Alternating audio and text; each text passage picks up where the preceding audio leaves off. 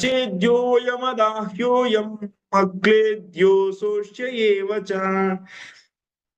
నిత్య సర్వగతస్థాణు అచలోయం సనాతనః అవ్యక్తోయం అచింత్యోయం అవికార్యోయముచ్యతే తస్మాదేవం విదిత్వైనం నాను శోచితుమర్హసి నాను శోచితుమర్హసి.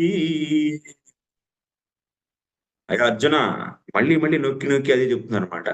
దీన్ని ఖండించలేరు ఎవరో, దీన్ని దహించలేరు ఈ ఆత్మని, దీన్ని ఎవరు తడపలేరు, దీన్ని ఎండింపలేరు.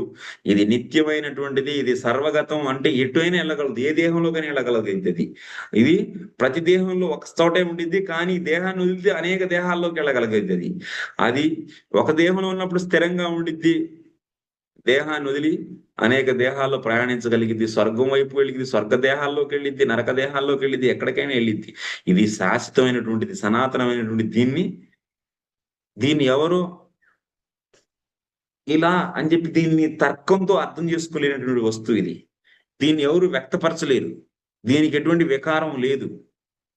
ఈ విధంగా నువ్వు ఆత్మ గురించి తెలుసుకొని ఈ యొక్క ఆత్మ జ్ఞానంతో, బలంతో, ఆత్మ జ్ఞానం ద్వారా వచ్చిన బలంతో నీ కర్తవ్య నిర్వహణ కనుక చేయగలిగితే, అప్పుడు వచ్చినటువంటి సుఖ దుఃఖాలను ఓర్చుకోగలిగితే, అప్పుడు నువ్వు నీ యొక్క ఒరిజినల్ స్థితి, నీ ఆత్మ అనేటువంటి స్థితికి నువ్వు రాగలుగుతావు.